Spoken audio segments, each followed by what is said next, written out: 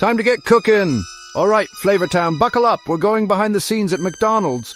We're talking crispy, juicy fried chicken. First stop, the loading dock. Trucks bring in huge batches of fresh chicken. We're talking mountains of drumsticks, wings and thighs.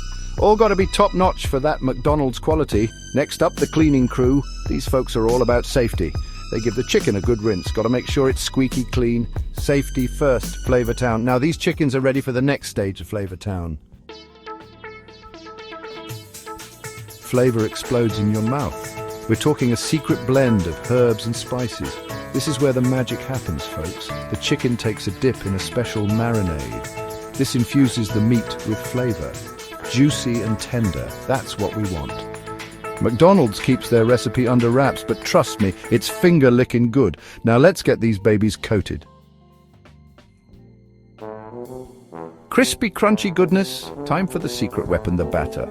This ain't your grandma's pancake batter, folks. McDonald's uses a special mix, gives the chicken that signature crunch.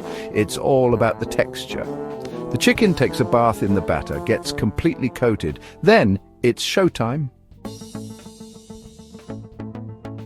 Let's eat! Giant fryers are ready to go. The chicken takes a dip in hot oil. Sizzle, sizzle, sizzle. This is where the golden brown magic happens. McDonald's monitors the temperature perfectly. Every piece cooked to perfection. Once they're done, the chicken gets cooled down. Then it's inspected for quality. Only the best for McDonald's customers. Finally, the chicken is packaged up, ready to be shipped to McDonald's restaurants all over. And there you have it.